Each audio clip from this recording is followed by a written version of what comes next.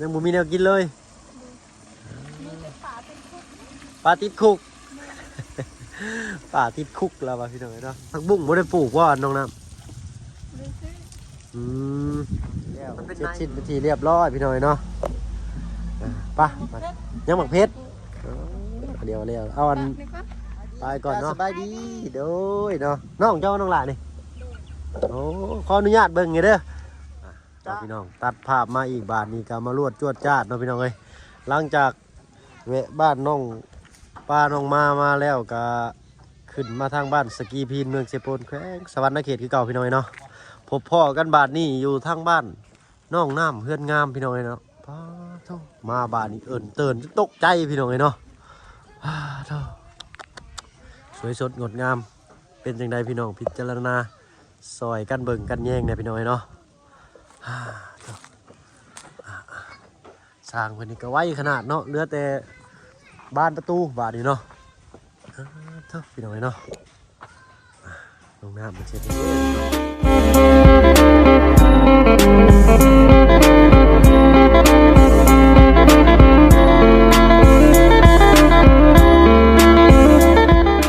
ยากาศทักทายสบายดีพ่อแม่พี่น้องสุขุมทุกคนเนาะวันนี้พบพ่อกับบ่าวเพิ่งเคยหลายคือเก่าพี่น้อยเนาะหนวดเข้ากับลุงลังในพี่น้อยเนาะฟ้าวแลนขึ้นมาวันนี้เนาะ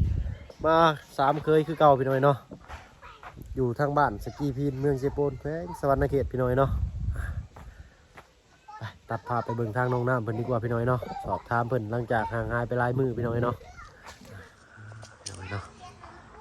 ตัดภาพมาบานนี่ทางน้องน้ำเพิ่นพี่น้อยเนาะเป็นยังไงน้องน้ำโอ้ยสบายดีเจ้าเนาะห่างหายไปหลายมือเป็นยังไงน้องล่ะเอามื้อนี้ไอ้มีระเบิดมาให้ติดนี่ระเบิดติดคือกระเจ้าแล้วบัดพี่น้อยเนาะลองเบิ่งอยากได้ยินเสียงเพิ่นคักๆจากบ้านเนี่ยเนาะโอ้โคตรพักโคตรหยาบมาน้องล่ะเบิ่งเมื่อกี้นี่ว่าเจ้าอยู่เฮือนได้เมื่อกี้นี่แนมหาบ่เห็นนี่ล่ะไปใส่อ๋อไปกินส้มโดยเนาะกินข้าวกินน้ำเลยบ่มื้อนี้โอ้ไวอีหลีนี่เนาะพักหญ้าคาหุ่นแล้วก็ได้จักนาน2 4 6นานพี่น้อยเนาะพักเพิ่นบ่ทันเมล็ดพันธุ์พักพี่น้องเอ้ยมื้อนี้ขอโทษขออภัยหลายๆพี่น้อยเนาะทางเชโปนเพิ่นนี่ต้องตลาดเชโปนหรือว่าตลาดใหญ่เมื่อกี้แล่นฟ้าวแล่นขึ้นมาทางบ้านอะไรใหญ่พี่น้อยเนาะไผชื่อในพักให้อันน้องน้ำเพิ่นน้องไปชื่ออยู่ไสมันดงอ๋อบันดงมีเป็นบ่อ๋อเจ้าเนาะมีอยู่พี่น้อยเนาะ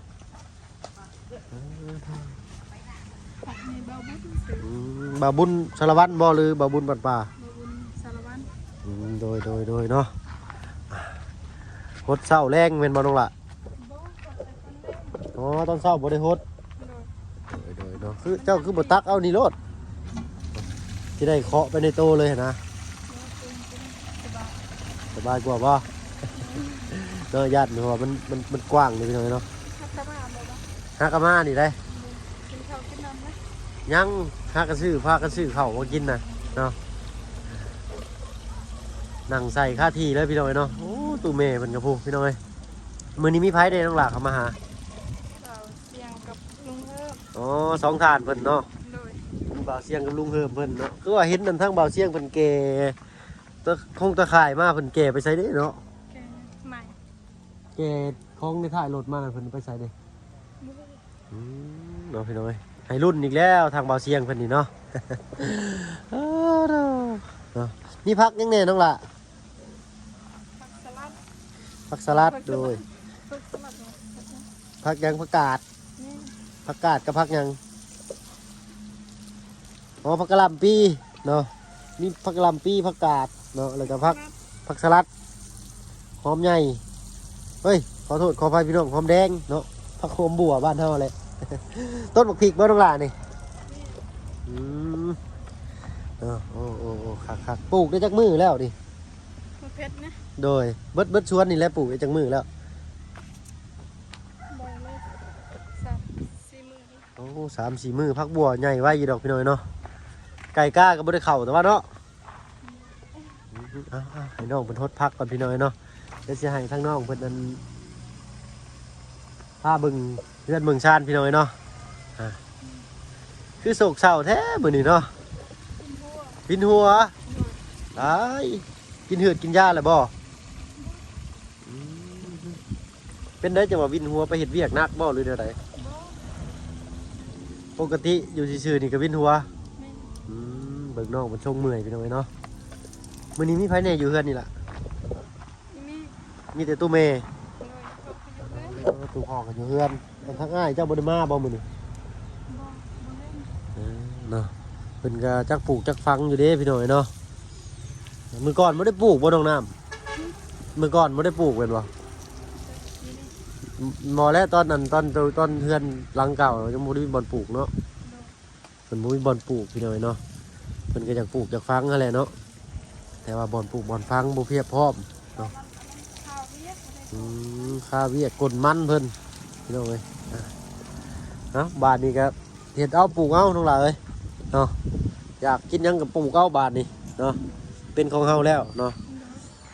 ได้หน่อยได้ลายได้งามได้จบก็เฮ็ดเอาบาทนี้เนาะได้ยังกินข้าวมื้อนี้ยังบ่ฮู้ยังบ่มีแนวกินเลยปลาติดคุกป่าติดคุกแล้วว่ะพี่น้องเนาะน้องลาน้อยบ่ได้มาลิ้นนำบ่อ๋อมื้อนี้เพิ่นข้าวเวียกโดยเนาะเพิ่นไปกดมันคือกันบ่หรือจังไดไปกดมันเมื่อวานนี้เราอยู่เรือนมาเล่น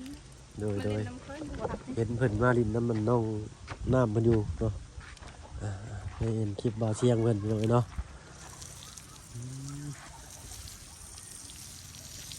เขาก็จะปลูกจะฟังอยู่เด้น้องลาน้อยนะแม่นบ่นะแม่นเนาะแม่นบ่น้องลาน้อยเห็นแตลดแม่นบ่เนาะยันมาเลยยันเพิ่นมาแล้วเนาะกับน้องอันยังก็สาวเพ็ญสาวจันเนาะสาวจันกังโกบเนาะถึกใจน้องน้ำเราก็ได้เราบ่ให้แต่ว่าเนาะว่าเซลเราก็ได้เนาะย่านแต่ต้นตะบ้องเพชรได้พี่น้องเนาะอันนี้ปลูกไว้ชื่อบ่น้องน้ำบ่ได้ใส่ซอยประโยชน์ยังบ่นี่ทีเดียวทางโอ้แมงมุมพี่น้องมีติดตัวจักอันนี้เนาะโอ้มันมือตอนอยู่มาแรกๆนะ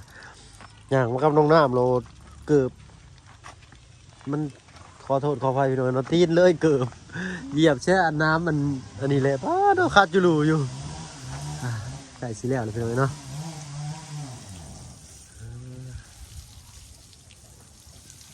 หดผักหดหญ้าอีกอาทิตย์หนึ่งก็ได้กินเลยเนาะผักบัวนี่ผักบุ้งไม่ได้ปลูกว่าน้องน้ำมันเป็นในบ่เนาะผักบุ้งเนาะหรือว่าเป็นหากเป็นในเลยเนาะมีบ่ในผักบุ้งเลยเนาะตั้งว่าเพิ่งบ่เคยปลูกเลยผักบุ้งคือกันเนาะใกล้แล้วพี่น้อยเนาะอดใจรออีกน้อยหนึ่งพี่น้อยเนาะแล้วเช็ดชิ้นวิธีเรียบร้อยพี่น้อยเนาะไปยังหมักเพชรเดี๋ยวเอาอันไปก่อนเนาะโดยอ่ะพาไปอันทักทายทั้งอันตู้เมย์เพิ่นก่อนพี่น้อยเนาะมีทั้งว่าเพิ่นก็มาพร้อมกัน3เคยคือเก่าพี่น้อยเนาะมีบ่าวบุญสารวัตรเลยก็ทางลุงจันเพิ่นพี่น้อยเนาะโอ้ตู้เมย์นั่งเฮือนเย็นชุยๆแล้วบาดนี้เนาะโดยเจ้าสบายดีเนาะโดยยิ้มเยี่ยมแจ่มใสมาบัดนี้หายปวดหลังปวดแอวหรือบ่แม่ห้อยเตียงมันดึงแน่เนาะมืดเนี่ยพี่น้อยขออนุญาตทั้งเงินตู้แม่กับน้องน้ำปีนหน้ามาทั้งนี้พี่น้อยเนาะเฮ้ยเนาะอยากมืดพี่น้อยเนาะโอ้เพื่อนนี่ก็เป็นไงเว้ยแล้วหรือบ่ยัง ลูกติงก็ยังไม่ทันใส่ ลูกติงยังบ่ทันใส่เนาะเป็นไงตู้แม่เจ็บเป็นเดือนอุ่นเดี๋ยวนี้สบายขึ้นเลยบ่เมื่อวานนี้ก็เจ็บ เมื่อวานนี่ก็เจ็บอยู่เจ็บมาไขลังนี่บ่เบิ่งแล้วเนาะว่ากินเผ็ดกินเค็มหลายกินจืดๆจางๆไปก่อนเนาะ หายดีจังใส่เต็มที่พี่น้อยเนาะทางตู้พ่อไปใช้ใช่ไหม พอนอน ตู้พ่อเพิ่นนอนโอ้มื้อนี้สร้างเพิ่นมาเฮ็ดหยังแหน่มื้อนี้หรือเพิ่นหยุด น้ำนี่เขาเบียก อ๋อสร้างข้าวเวียกงานแก้วงานดองก็หลายช่วงนี้เนาะ เลย โดยขออนุญาตขึ้นเบิ่งทั้งเฮือนแน่เนาะแม่เนาะสิให้ทางน้องน้ำเพิ่นพาเบิ่งก่อนพี่น้อยเนาะ ขอบคุณขอบใจทางตู้เมฆเพิ่นหลายๆพี่น้อยเนาะบันไดแบบรุ่นตลอดนะบันไดนี่เนาะขึ้นดีได้น้องละกิ้งลงมาบ่เอาได้ เนาะเอาเกิดขึ้นเลยได้เนาะนี่เนาะอึ๊บอะไรจังปัดกวาดเช็ดทั่วพี่น้อยเนาะอึ๊บอันนี้ก็ยังแผ่นหนึ่งพี่น้องเนาะเดี๋ยวเพิ่นตาติดพร้อมกับลูกติ่งทางตู้พ่อเพิ่นก็นอนแหละพวกพี่น้อยเนาะปวดชวดอยู่บาดนี่เนาะโอ้ใช้น้องน้ำของเจ้าตัวใดอันนี้บ่เพิ่นเนาะรบกวนพ่อเพิ่นนอนบ่ครับโอ้เดี๋ยวเนาะสวยงามเป็นที่เรียบร้อยเนาะอันนี้เพิ่นบ่ได้ปิดขึ้นเบิดเนาะทางนั้นเป็นห้องไผน้องล่ะห้องทางฝั่งนั้นเป็นของไผโอ้อันนี้เป็นห้องเจ้าผมบอกจะเลือกของนี่เนาะพอดีเลยเนาะเปิดประตูออกมาเอ้ยว่าได้บ่ฉันแหละเนาะเอ้ยน้ำเอ้ยหมู่เพิ่นก็เขาไปเนาะตามภาษาหมู่เพิ่นเลยกันน้ำเอ้ยอยู่เฮือนบ่ตรงน้ำก็เปิดประตูออกมาว่าจังได๋เนาะมื้อนี้มีหยังกินเด้มีแจ่วบ่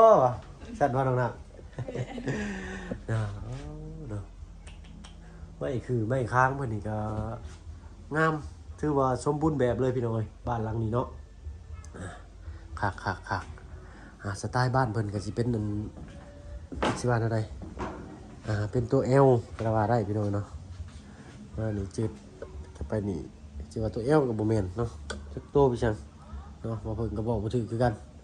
2ห้องนอนพี่น้อยเนาะ1ห้องโถงแล้วก็ระเบียงนั่งเล่นเนาะเป็นหน้าบ้านคอยทางเป็นลูกติ่งใส่ลูกติ่งเบิดอันนี้เนาะบ้านประตูก็มีอยู่9เนาะ9ขอโทษขออภัย15เนาะหน้าต่าง15ปล่องรวมทั้งเบิดพี่น้อยเนาะใบประตูก็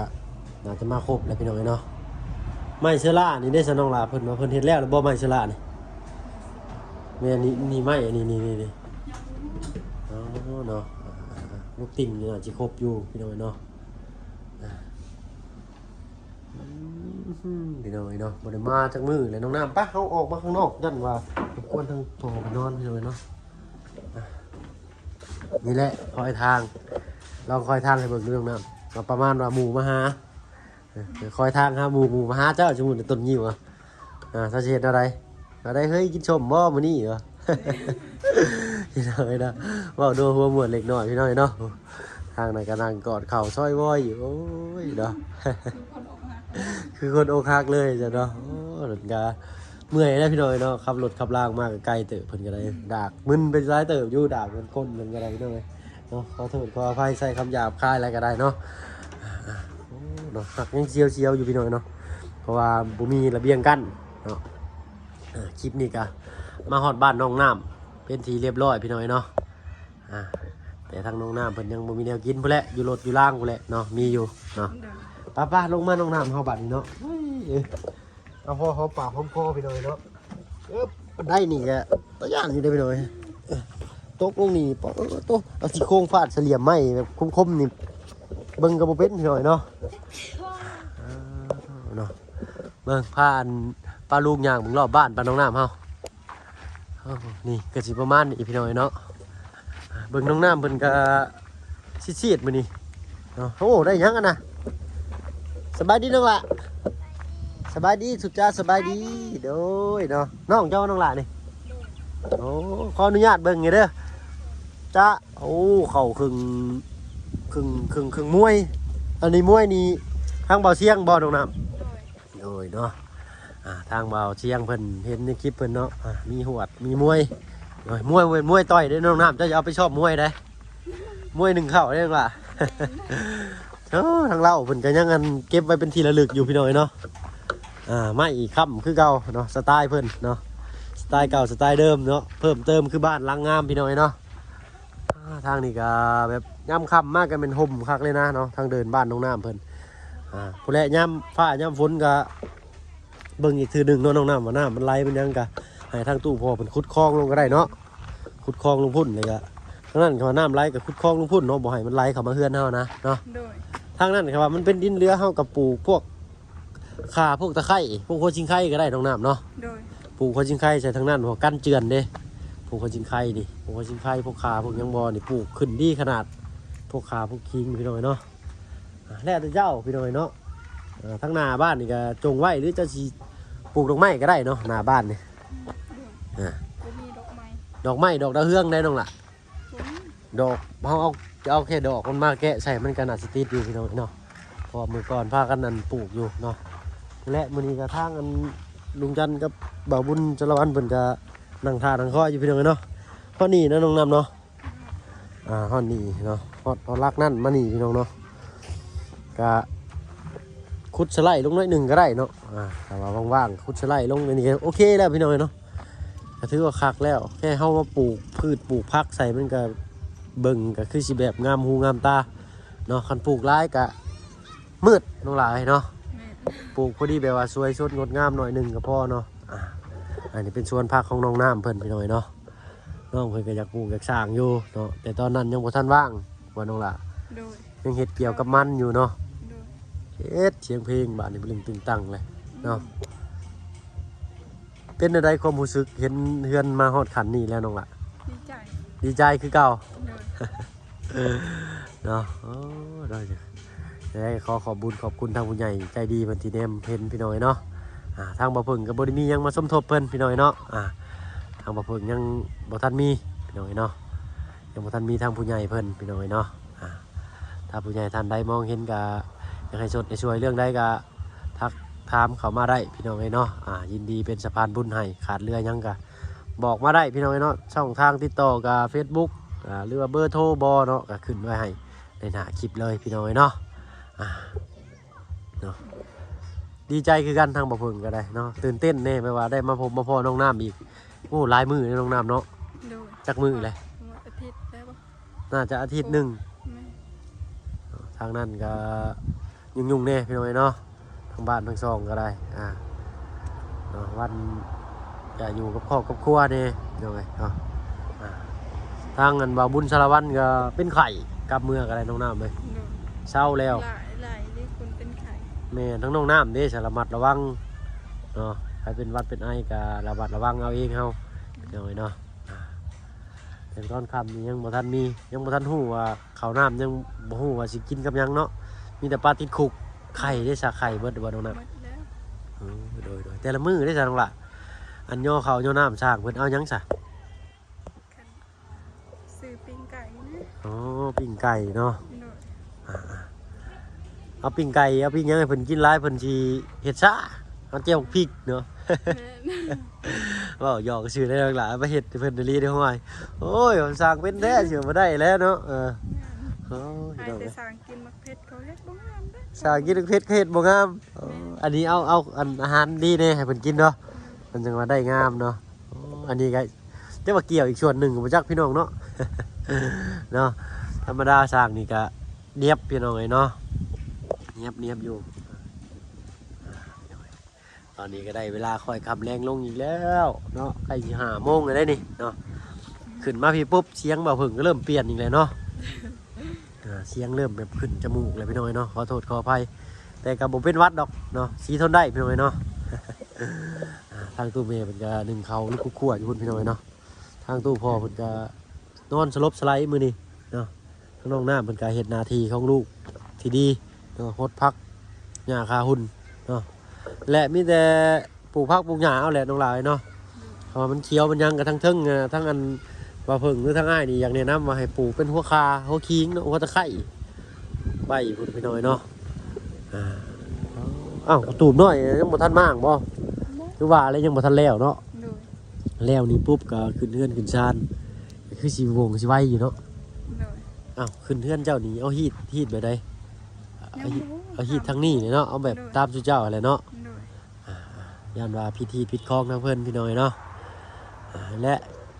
อาจจะได้เก่าไปหน้ากับเบิ่งเอาอยากได้ใหม่ไปหน้ากับเบิ่งเอาเนาะเบิ่งแย่งเอาแล้วเจ้าก็ได้บาทนี้เนาะเป็นของเจ้าแล้วเดี๋ยวจบเพื่อนหลังนี้เนาะนี่ลูกติ่งอีกบาทนี้มันได้นี่เพิ่นเอิ้นว่ายังลบมาตัวนี้นี่วิทย์ทั้งบันไดอยู่พี่น้องเนาะบันไดขึ้นวิทย์อยู่เนาะเว้ากันหลายใหญ่กันห่างพี่น้อยเนาะสำหรับคลิปนี้ก็กูยังหลายพี่น้อยมาฮอดจอดถึงบ้านน้องน้ำเป็นทีเรียบร้อยแล้วปะลุงเลยเนาะสำหรับคลิปนี้ขอขอบใจที่เขามาหามาชมพี่น้อยเนาะฟังเบิ่งมืออื่นจะมียังมาอัปเดตอีกเนาะทางน้องน้ำเอาเป็นว่าสบายดีทางน้องน้ำเพิ่นนำพี่น้อยเนาะแต่ขอบใจยังวอทางปลาลุงเพิ่นที่เลี้ยวเห็นแบบว่าอันนี้นะเขาฝากขอบใจทางผู้ใหญ่เพิ่นบ่ขอบใจทางผู้ใหญ่ใจดีเด้อสุขคนที่สุดซอยน้องน้ำขอให้อยู่ดีมีแห้งขอให้ร่ำขอให้รวยพัฒนาสิ่งใดขอให้ได้สิ่งนั้นและทาง FC นำเด้อสุขคนเด้อขอให้อยู่ดีมีแห้งเด้อขอให้ร่ำให้รวยพัฒนาสิ่งใดขอให้ได้สิ่งนั้นสาธุโดยสาธุเนาะพี่น้อยทางน้องน้ำเพิ่นก็บ่มีหยังตอบแทนพี่น้อยเนาะมีแต่เฮ็ดปลูกผักปลูกพืชขึ้นให้เพิ่นได้เห็นเนาะเห็ดเนี่ยมันสวยมันงามอยู่แล้วมาน้องหล่าเอาเป็นว่าสบายดีกันแล้วกันอันเขาไม่ขึ้นเน่เนาะโดยขอบใจเด้อน้องหล่าเด้อโดยสบายดีเจ้าอยากที่จะอันให้ทางบ่าวบุญกับลุงจันเพิ่นเนาะมียังมามอบบ่พี่น้อยเนาะทางบ่าวพึ่งนี่ยังบ่ทันมีพี่น้องเลยเนาะก็ได้เวลาลาลงแล้วพี่น้อยเนาะขับมืดแล้วได้บาทนี้เนาะหาบอนผักบอนเช่าก่อนพี่น้อยเนาะสำหรับคลิปนี้ก็บ่มีหยังหลายพี่น้อยเนาะชมบรรยากาศวิวทิวทัศน์ทางบ้านน้องน้ำเพิ่นคือเก่าคือเดิมพี่น้องเอ้ยเนาะสำหรับคลิปนี้ลาแล้วพี่น้องเอ้ยเนาะพอกันคลิปหน้าเนาะคลิปนี้มาอัปเดตบ้านน้องน้ำเพิ่นมาฮอดจอดถึงบ้านน้องน้ำเป็นทีแล้วเรียบร้อยพี่น้องเอ้ยเนาะคลิปนี้เอาเป็นว่าสบายดีพี่น้องเนาะ